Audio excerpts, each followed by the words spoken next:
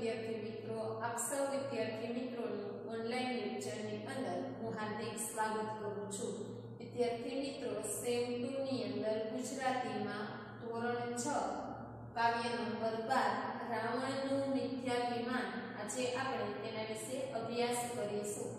સૌપ્રથમ રાવણનું મિથ્યાભિમાન એટલે ખોટું અભિમાન।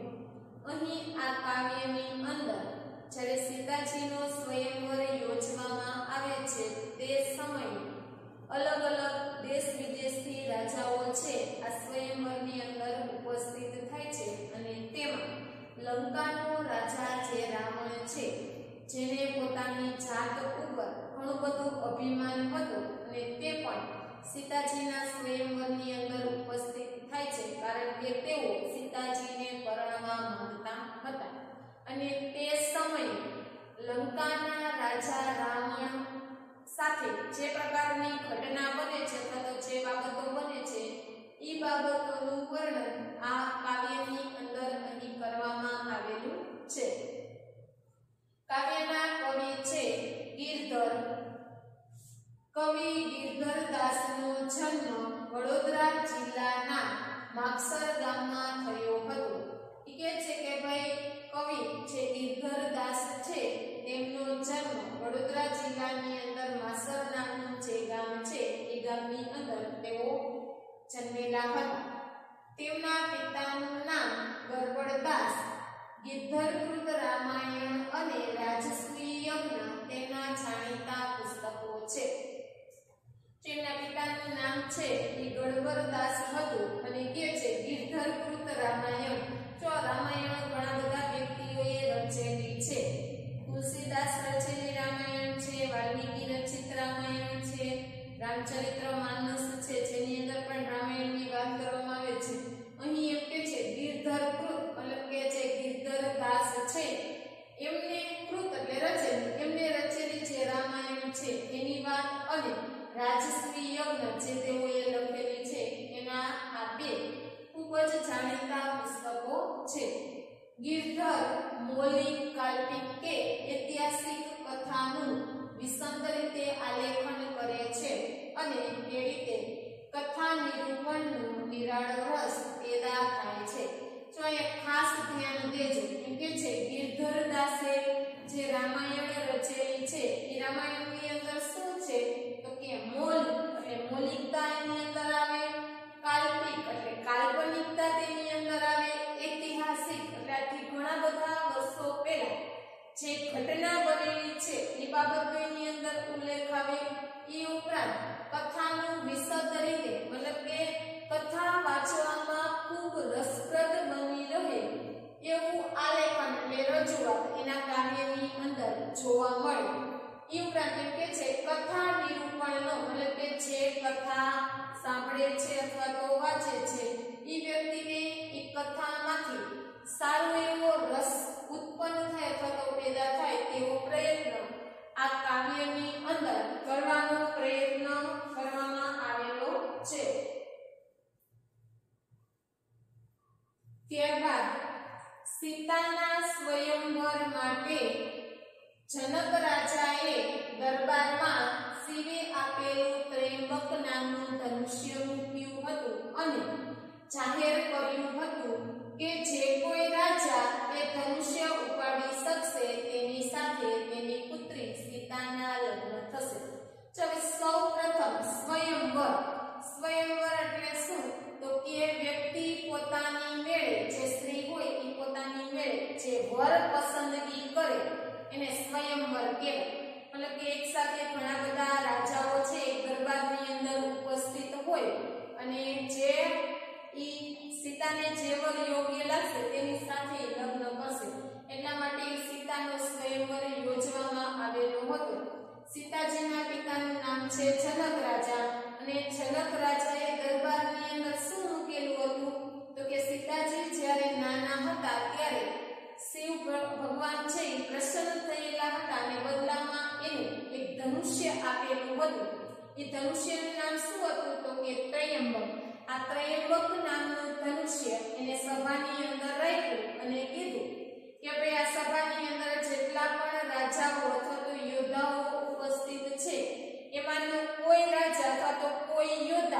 ધનુષ્યને ઉચકી અને એની ચાપ એટલે દોરી જો એની દોરી ચઢાવી દેશે તો જનક રાજા શું કરશે તો કે પોતાની જે પુત્રી છે એ પુત્રીના લગ્ન એની સાથે કરવામાં આવશે તમે મહાભારત જોયેલી હોય તો એની અંદર જોયું હશે કે ભાઈ અર્જુન છે એ પાણીમાં જોઈ અને ઉપર જે માછલીની આંખ લીધે છે ત્યારે દ્રૌપદી સાથે તેમના લગ્ન થાય છે કારણ કે એ દ્રૌપદીનો સ્વયંવર હતો અને એની અંદર એવી પરીક્ષા હતી કે જે કોઈ માછલીની આંખમાં તીર મારશે જોયા વિના પાણીમાં જોયું એમની સાથે એના લગ્ન થશે તો સીતાના સ્વયંવરમાં શું હતું તો કે આ શિવજીનું ધનુષ્ય જે કોઈ ઉચકી શકશે એમની સાથે સીતાજીના લગ્ન થશે લંકાનો રાજા રાવણ પણ સીતાના સ્વયંવરમાં હાજર રહ્યો હતો હવે આ શું કહે છે કે ભાઈ લંકાનો જે રાજા છે રાવણ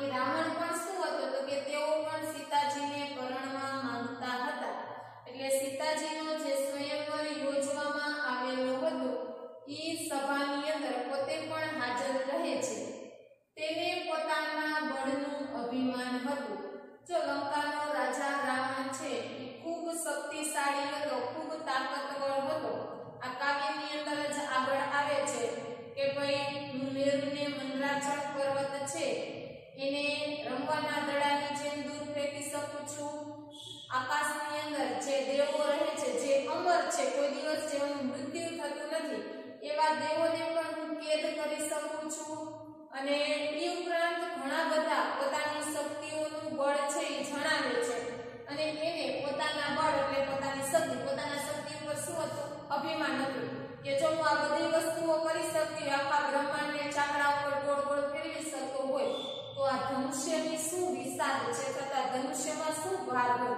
આખું બ્રહ્માંડ ફેરવી શકતો હોય તો આ ધનુષ્યને કેમ હું ઉચકી જ શકીશ એટલે એવું અભિમાન લંકાના રાજા રાવણને પોતાની જાત ઉપર હતું એ રૂઆબભેર ધનુષ્ય પાસે ગયા પણ ધનુષ્ય ઉપડ્યું નહીં તે ધનુષ્ય તણે દબાઈ ગયું રૂઆબભેર એટલે અભિમાન સાથે શું કરે છે તો કે લંકાનો રાજા જે સિંહાસન ઉપર બેઠો હતો તમે જ્યારે રામાયણ જોયેલી હોય તો આ સીતાનો સ્વયંવર નામનો એક અંશ અથવા તો એક ભાગ એની અંદર આવે છે સ્વયંવર યોજવામાં આવે છે ઘણા બધા રાજાઓ છે એ દરબારની અંદર બેઠેલા છે એક પછી એક રાજા આવે ધનુષ્ય ઉંચકવાનો પ્રયત્ન કરે પણ ધનુષ્ય કોઈનાથી ઉંચકતું નહોતું એટલે છેલ્લે પછી વારો છે એ લંકાના રાજા રાવણનો આવે છે હવે એ પોતાના સિંહાસન ઉપર બેઠો છે ત્યાંથી ઊભો થાય ત્યારે એ કહે છે અભિમાન કરી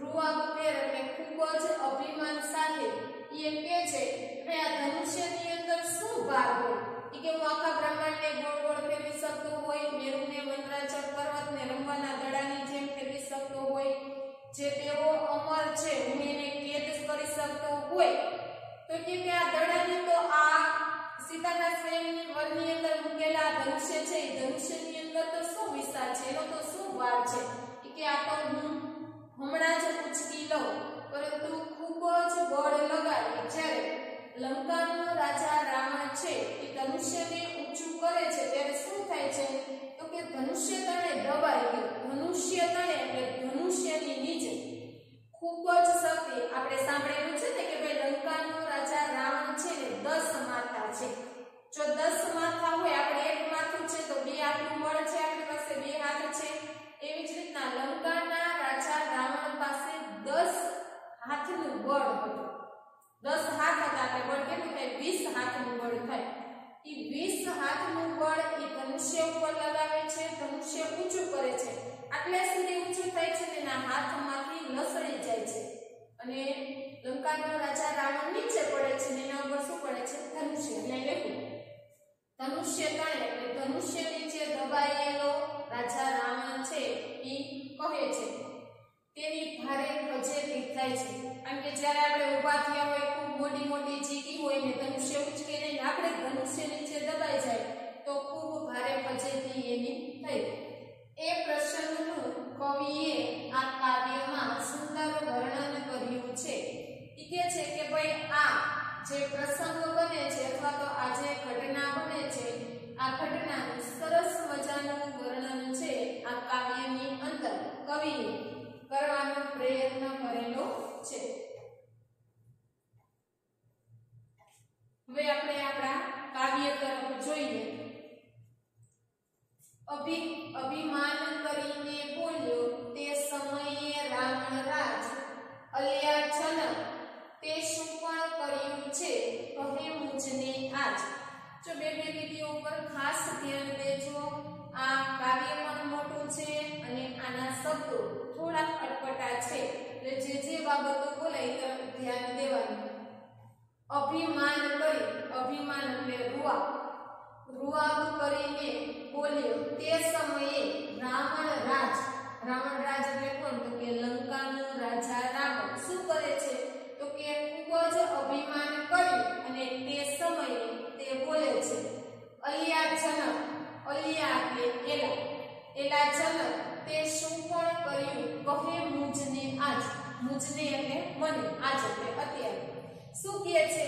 તો લંકાનો રાજા રાવણ છે એ ખૂબ જ અભિમાન કરી અને બોલે છે અને કહે છે કે એલા જનક તે અત્યારે અહીં શું કરેલું છે તું મને આજ જણાવ. ત્યારે તવ વિદેહે ત્રયંબક દેખાડ્યું રાવણને તત્કાળ. તવ એટલે ત્યારે, વિદેહ એટલે જનક રાજાનું એક નામ અથવા તો જનક રાજા. તે સમયે જનક રાજા, ત્રયંબક એટલે ધનુષ્યનું નામ. તે સમયે જનક રાજા ત્રયંબક નામનું ધનુષ્ય દેખાડીને તત્કાળ એટલે તરત જ શું કહે છે રાવણને? એ ચાપ ચઢાવે તેને કન્યા આરોપે વરમાળા. તે સમયે તરત જ વિદેહ એટલે જે જનક રાજા છે એ ત્રયંબક નામનું ધનુષ્ય દેખાડી અને રાવણને કહે છે કે જે ચાપ ચઢાવી એટલે દોરી લગાવી. તમે ધનુષ્ય જોયેલું હોય તો એની દોરી હોય, બરાબર? એ દોરીને આમ આટાથી લગાવવાની હોય એટલે કહે છે કે જે કોઈ આ દોરીની ચાપ ચઢાવશે તેને કન્યા આરોપે વરમાળા. કન્યા એટલે કોણ? તો કે જે સીતાજી છે તે, આરોપે એટલે પહેરાવે, વરમાળા એટલે વર પસંદ કરવા માટેની જે માળા હોય એ પહેરાવે. કે જે કોઈ વ્યક્તિ આ સભાની અંદર ઉપસ્થિત છે અને આ ધનુષ્યની ચાપ ચઢાવી દેશે તેને મારી કન્યા અથવા તો મારી દીકરી છે એ વરમાળા પહેરાવશે અને વર તરીકે એ વ્યક્તિને પસંદ કરશે. એવું સાંભળીને અહટહાસ્યે હસ્યો રાવણ રાય.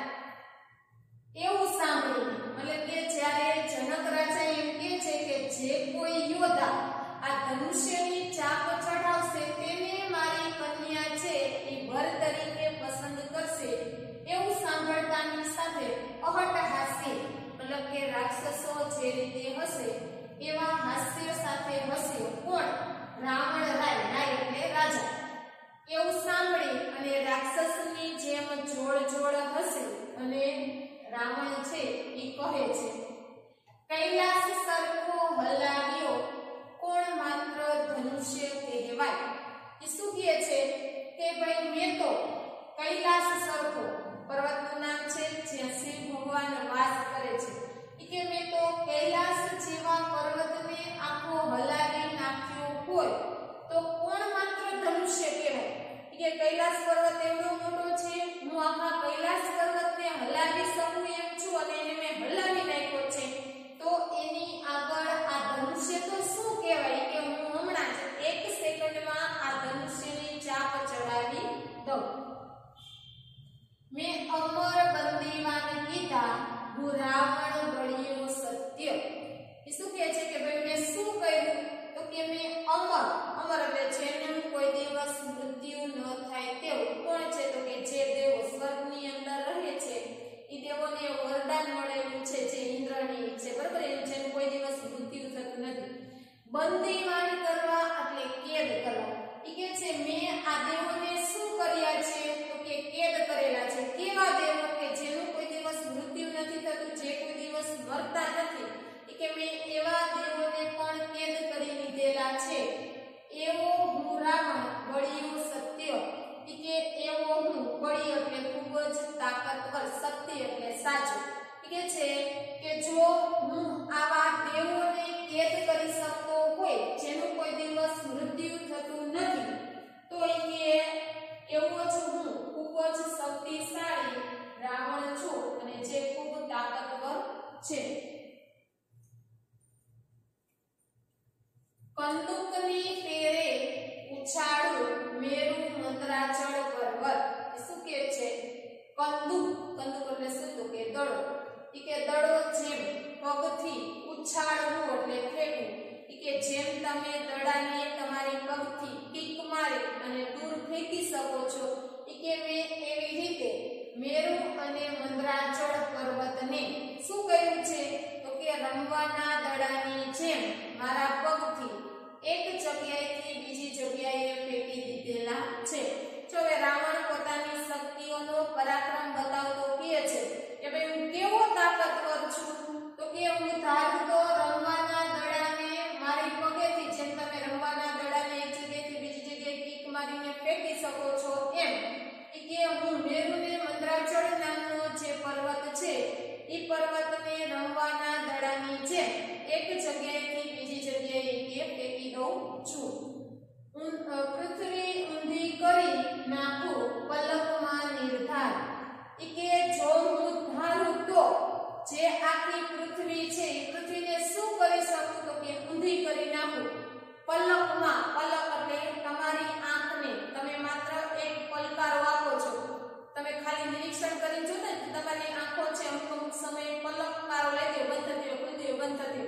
કે માત્ર તમે તમારી આંખને બંધ કરો અને ખોલો એટલી જ પળમાં અથવા તો એટલી જ સેકન્ડની અંદર શું કરી નાખું? તો કે નિર્ધાર એટલે આધાર વગરની. કે હું ધારું તો એક પલમાં તમારી આખી પૃથ્વીને નિરાધાર કરી દો જેના ઉપર કોઈ પણ જાતના માણસનું કે કોઈ પણ વ્યક્તિનું નામો નિશાન રહે નહીં. કે હું ધારું તો આખી પૃથ્વીને ઊંધી શકું છું અને એક પળમાં આધાર વગરની નિરાધાર બનાવી શકું છું. બ્રહ્માંડ ચાક ચડાવું તો એ ધનુષ્યનો સાકાર. કે જો હું ધારું તો બ્રહ્માંડ મતલબ કે જે આકાશની અંદર અસંખ્ય તારા સૂર્ય ચંદ્ર પૃથ્વી જે પણ છે એ આખા બ્રહ્માંડને શું કરી શકું?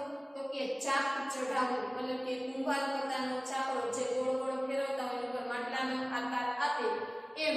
કે હું ધારું તો એક સેકન્ડમાં આખા બ્રહ્માંડને ચાકડા ઉપર કે ગોળ ગોળ ફેરવી શકું તો આ ધનુષ્યનો સાકાર. કે હું આખા બ્રહ્માંડને ગોળ ગોળ ફેરવી શકતો હોય તો આ ધનુષ્યની અંદર કોઈ પણ જાતનો ભાર છે નહીં. હું ધારું એ ધનુષ્ય સાથે કે કરી શકું. એમ ઘણા વચનો બોલી પછી ઉઠ્યો રાવણ રાય. કે છે આમ તે ઘણા બધા વચનો બોલ્યા પછી ઉઠ્યો એટલે ઊભો થયો. રાવણ રાય એટલે લંકાનો રાજા રાવણ છે. એમ ઘણા બધા વચનો બોલ્યા પછી પોતે જે સિંહાસન ઉપર બેઠેલો હતો એ સિંહાસન ઉપરથી તે ઊભો થયો. વસ્ત્રાભૂષણ સંભાળીને ધનુષ્ય ભણી તે જાય. મતલબ કે લંકાના રાજા રાવણે વસ્ત્રાભૂષણ મતલબ કે એણે પહેરેલા જે વસ્ત્ર અને એણે પહેરેલા જે આભૂષણ અથવા તો જે કરેણા છે એ કરેણાને વ્યવસ્થિત સીધા કરી ને ત્યાર પછી ધનુષ્ય ભણી એટલે તરફ ધનુષ્ય જે તરફ હતું એ તરફ લંકાનો રાજા રાવણ છે એ જાય છે. ત્યારે સીતાને ચિંતા થઈ જે રાવણ કરશે કામ. એટલે કે છે તે સમયે શું થયું? તો કે સીતાજીને ચિંતા થવા લાગી. શું? તો કે ભાઈ આ રાવણ આ કામ કરી લેશે તો કયું કામ? તો કે એને તો કહ્યું ને કે ભાઈ હું ખૂબ જ શક્તિશાળી છું, આવા દેવોને કેદ કરી શકું એમ છું, આ મેરુને મંત્રાચળ પર્વતને રમવાના દડાની જેમ એક જગ્યાએથી બીજી જગ્યાએ ફેંકી શકું છું, આખા બ્રહ્માંડને ગોળ ગોળ કે ચાકડા ઉપર ફેરવી શકું એમ છું. અને એ હું ધારું તો એક પળની અંદર આખી